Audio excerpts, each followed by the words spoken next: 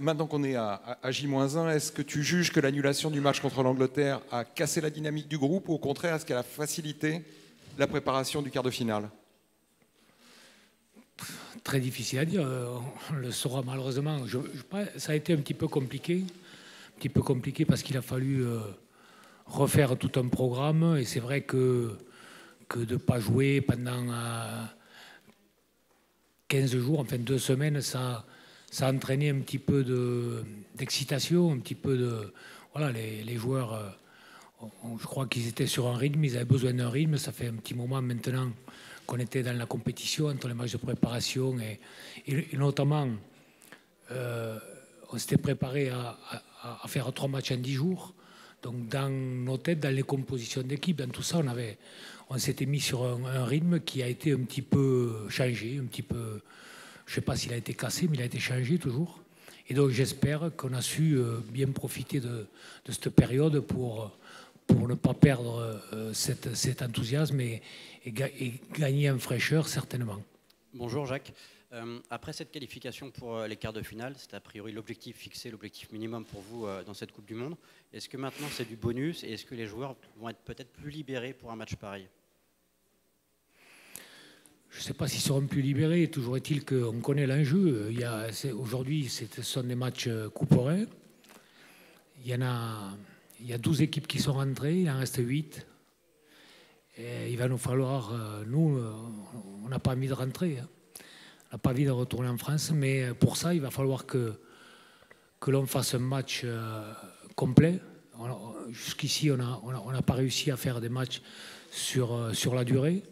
On rencontre l'équipe et on n'invente rien, qui est une des 3 meilleures au monde, donc, et qui a montré beaucoup de constance sur ces matchs de qualification. Donc voilà, il y a un sacré défi, mais on pense que si jamais on est capable d'avoir, je disais, cette constance sur la partie, on pense avoir notre chance.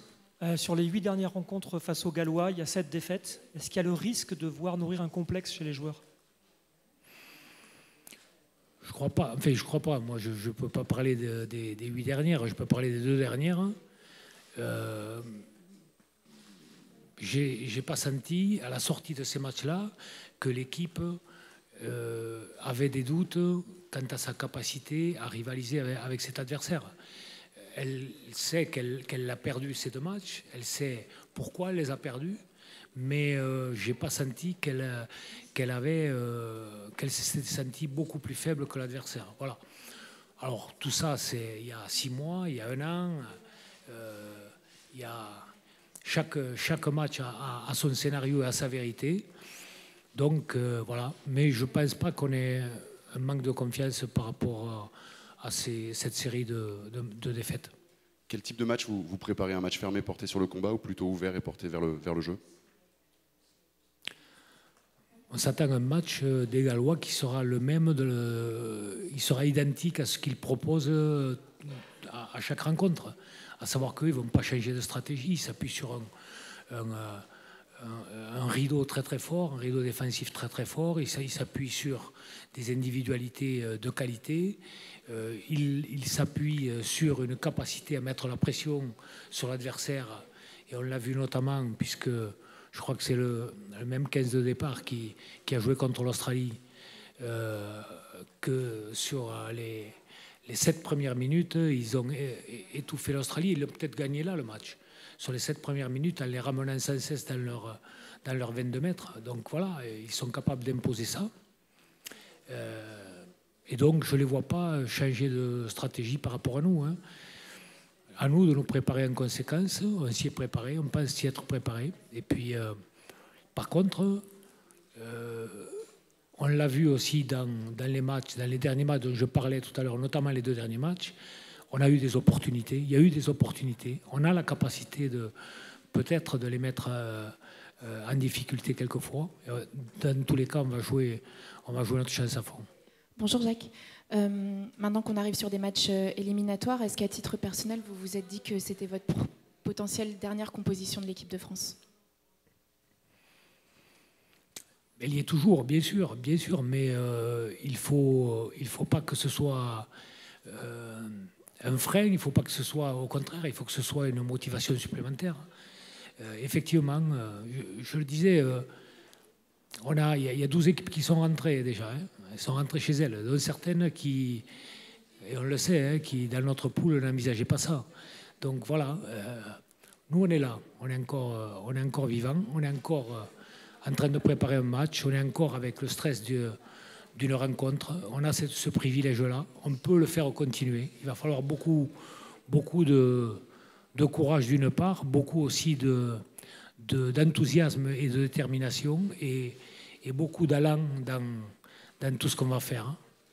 Mais j'espère que l'on pourra montrer le visage que pendant 80 minutes que l'on veut voir de cette équipe. Jacques, il y a quelques mois, l'ancien capitaine du Pays de Galles, Sam Warburton, parlait de la gestion des protocoles commotion à la française. Il avait un peu fustigé la France.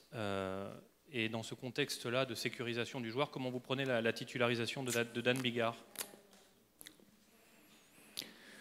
Chacun prend ses responsabilités. Moi, je sais qu'on serait dans le cadre du championnat de France. 2 commotions, c'est 3 semaines. Donc voilà. Donc si jamais on avait été dans le même cas, avec le protocole qu'applique la Fédération française de rugby, si c'était notre joueur, il ne pourrait pas jouer. Voilà, c'est tout ce que j'ai à dire. Bonjour.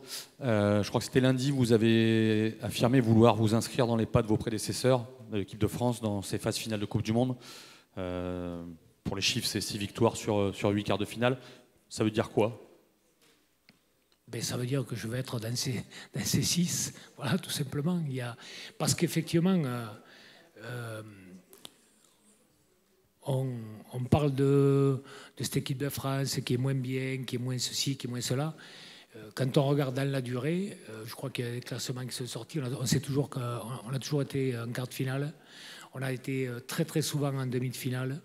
La dernière, malheureusement, ça n'a pas été le cas, mais on a été très très souvent là. Donc on a fait preuve sur les Coupes du Monde de constance. Et moi, je voudrais qu'on s'inscrive dans cette ligne-là. Voilà.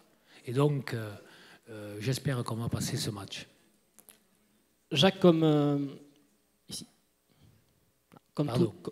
Vous l'avez dit, comme toutes les autres équipes de France, vous allez donc jouer un quart de finale de Coupe du Monde. Qu'est-ce qui fait que cette fois-là, ça peut être la bonne ? En quoi ce groupe-là peut faire ce que les autres n'ont pas fait ? Moi, je ne peux pas dire jusqu'où on va arriver. Je sens à l'intérieur quelque chose de très positif. Je sens, notamment à travers l'aventure qui maintenant dure depuis 4 mois, je sens qu'il y a une osmose qui s'est créée, notamment entre les générations. Souvent, c'est un petit peu difficile, le mode de vie des uns et des autres. Là, je sens quelque chose qui s'est passé. Et donc, je pense qu'on peut capitaliser là-dessus. J'espère qu'on va capitaliser là-dessus et qu'on va savoir se servir de cette énergie-là.